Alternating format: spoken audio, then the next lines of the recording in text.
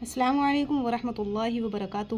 بخاری کی ایک حدیث میں ہے کہ حضرت موسیٰ رضی اللہ تعالیٰ عنہ سے روایت ہے، فرماتے ہیں کہ رسول اللہ صلی اللہ علیہ وسلم نے ارشاد فرمایا کہ جو شخص اپنے رب کا ذکر کرے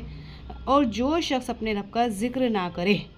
جو شخص اللہ کا ذکر کرے اور جو شخص اللہ کا ذکر نہ کرے تو اس کی مثال زندہ اور مردہ کی سی ہے۔ جو شخص اللہ کا ذکر کرتا ہے وہ زندہ ہے اور جو شخص اللہ کا ذکر نہیں کرتا وہ مردہ ہے، یعنی اللہ کا ذکر کرنے والا اور اللہ کا ذکر نہ کرنے والا، ان دونوں کی مثال زندہ اور مردہ کی سی ہے۔ جو اللہ کا ذکر کر رہا ہے وہ زندہ ہے اور جو اللہ کا ذکر نہیں کر رہا وہ مردہ ہے، یعنی اللہ کا ذکر نہ کرنے والے کو مردہ شخص قرار دیا گیا ہے۔ یعنی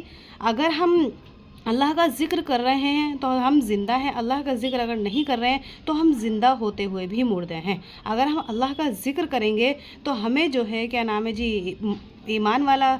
زندہ کہا گیا ہے، اور اگر ہم اللہ کا ذکر نہیں کریں گے تو ہمیں زندہ ہوتے ہوئے بھی مردہ کہا گیا ہے۔ یعنی ہم دنیا میں چل رہے پھر رہے ہیں، ہر کام کر رہے ہیں، لیکن اللہ کا اگر ذکر نہیں کر رہے ہیں تو ہم زندہ ہونا ہمارا گویا کہ ہم مرے ہوئے ہیں، زندہ نہیں ہیں۔ تو ذکر نہ کرنے کی وجہ سے اتنی بڑی بات بتائی گئی ہے کہ ذکر کرنے والا زندہ ہے اور ذکر نہ کرنے والا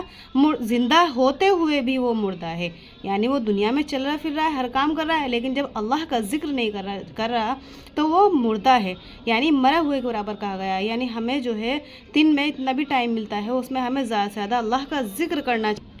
پتہ یہ چلا کہ ہمیں چلتے پھرتے اٹھتے بیٹھتے ہر وقت ہر حال میں اللہ کا زیادہ سے زیادہ ذکر کرنا چاہیے، ورنہ ہم دنیا میں زندہ ہوتے ہوئے بھی مردے کے برابر ہیں، کیونکہ ہم اللہ کا ذکر کر رہے ہیں تو ہماری زبان زندہ ہے، اور اگر ہم اللہ کا ذکر نہیں کر رہے ہیں تو ہماری زبان مردہ ہے، کیونکہ ہم اللہ کا ذکر نہیں کر رہے۔ اللہ کی جو ہمیں دنیا میں جو بھیجا گیا ہے وہ اللہ کا ذکر کرنے کے لیے، اللہ کی رضا کے لیے، اللہ کو راضی کرنے کے لیے بھیجا گیا ہے، اور جب ہم اللہ راضی جبھی ہوگا جب ہم اللہ کے رضا والے کام کریں گے، اللہ کو راضی کرنے کے لیے ذکر و استغفار کریں گے۔ زیادہ سے زیادہ ہمیں ذکر کا اہتمام کرنا ہے۔ سبحان اللہ والحمد للہ ولا الہ سبحان اللہ والحمد للہ ولا الہ الا اللہ واللہ اکبر، یہ پڑھ لیں۔ یعنی کوئی بھی ایک تسبیح ہم اللہ کے ذکر کی زیادہ سے زیادہ